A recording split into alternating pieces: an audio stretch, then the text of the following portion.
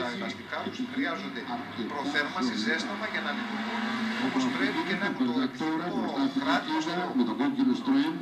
Εδώ βλέπουμε το τρίτο αυτοκίνητο που βρίσκεται στην πίστα, το οδηγεί ο Δημήτρης Γιώργο Κώστας, και να σημειώσουμε λιγάκι ότι ανά τρεις παίρνει οι οδηγοί. Σε τι απόσταση μεταξύ τους? Περίπου 150 μέτρα ο καθένας από τον άλλον, και εδώ να διευκρινίσουμε τους φίλους που θα παρακολουθήσουν του αγώνα, ότι αν κάποιος οδηγός πλησιάσει κάποιον άλλον, ο αλυτάρχης του αγώνα, ο οδηγός του Πεπίδης, θα είναι υποχρεωμένος βάσει του κανονισμού να δώσει έναν επιπλέον γύρο, διότι θεωρητικά υπάρχει μια καθυστέρηση όταν πλησιάζει και προσπερνάς από το πορευόμενο αυτοκίνητο. Άρα θα έχει συν ένα γύρο, ένα σωμικός, για να μπορέσει να κάνει την επίδοση που εκεί ψάχνει. Σας υπενθυμίζουμε ότι παρακολουθείτε ζωντανά από το κατώτατο των Αθηνών τον 7ο αγώνα του Πανελληνίου Πρωταθλήματος GP Trophy και D1. Είναι το πρώτο σκέλος, είναι αγώνας ο οποίος παίρνουν οδηγοί που δεν έχουν γνώση αγωνιστικής οδήγησης και κάνουν χρόνο. Ο καλύτερος βέβαια κερδίζει. Και στο δεύτερο σκέλος, το οποίο είναι και το πιο θεαματικό και θα παρακολουθήσετε αργότερα εδώ στο zoogla.gr, να σημειώσουμε ότι κερδίζει αυτός που θα κάνει την καλύτερη πλαγιολίστηση.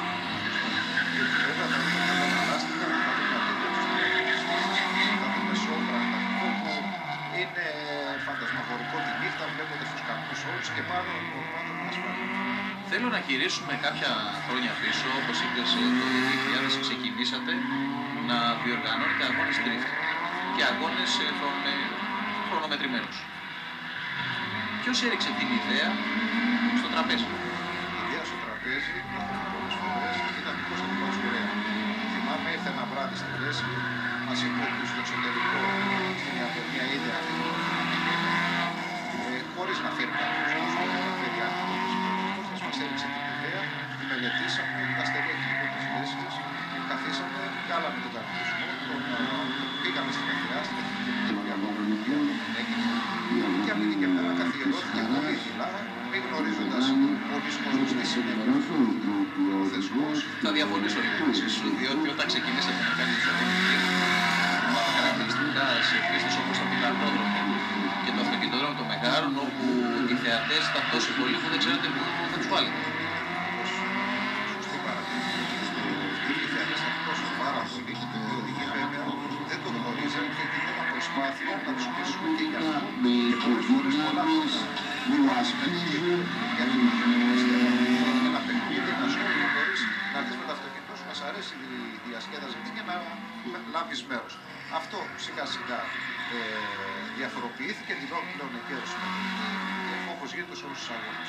Αυτή τη στιγμή να θυμίσουμε λίγο στους φίλους τηλεθεατές ότι έχουν ξεκινήσει τα χρονομετρημένα. Τον ταχύτερο χρόνο τον έχει σημειώσει προς στιγμή ο Πολυχρονάκης Ιωάννης με πεζό 106. Το δεύτερο χρόνο ο Δημήτρης Γιώργο Κώστας και τον τρίτο χρόνο η Χαρά Αθανασιάδη.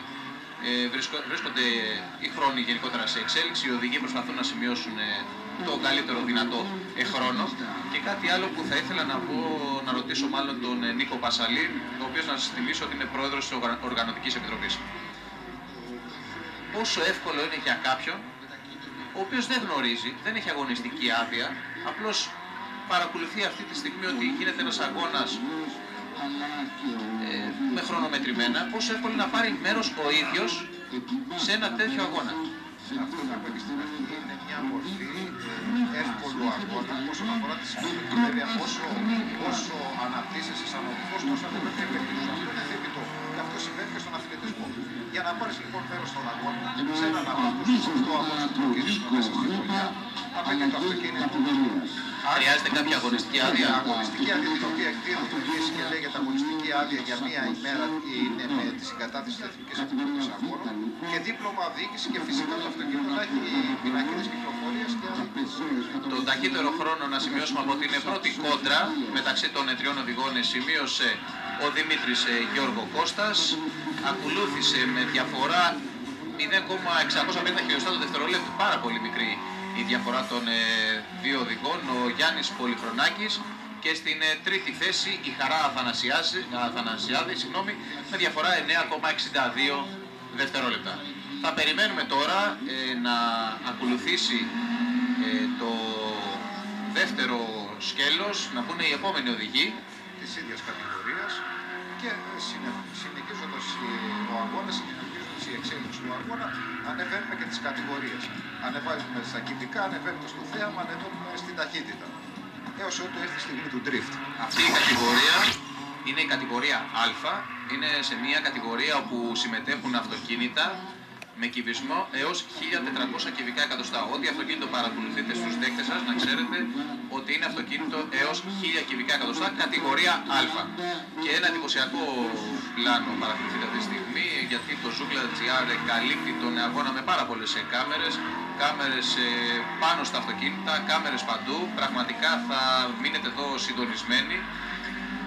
Για τις επόμενες 4-5 ώρες όσο διαρκέσει ο αγώνας, το θέαμα το οποίο θα παρακολουθήσετε θα είναι πραγματικά εντυπωσιακό.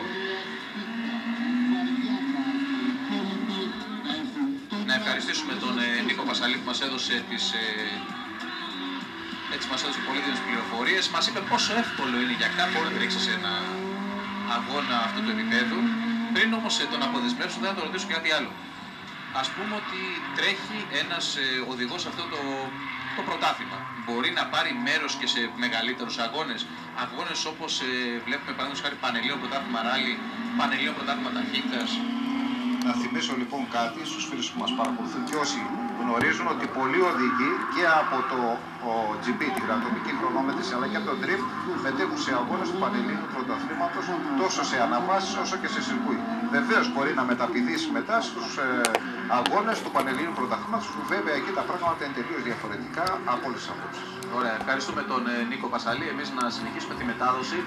Απλώς να σας ενημερώσουμε ότι σε πολύ λίγα λεπτά θα βρίσκεται μαζί μας και ο Σταμάτης ο Κατσίμης. Σταμάτης Κατσίμης, πάρα πολύ γνωστό όνομα από τον χώρο των αγώνων. Είναι ένας οδηγός που έχει εντυπωσιάσει όχι μόνο στις ελληνικές πίστες αλλά και στις ευρωπαϊκές. Έχει τρέξει με το μονοθέσιο του Ολυμπιακού το 2008. Θυμάμαι χαρακτηριστικά την άτυχη στιγμή που είχε στον πρώτο τελευταίο αγώνα του πρωταθλήματος, όπου για λίγο, για μία άτυχη στιγμή που λέμε, δεν κατάφερε να ανέβει στο βάθρο των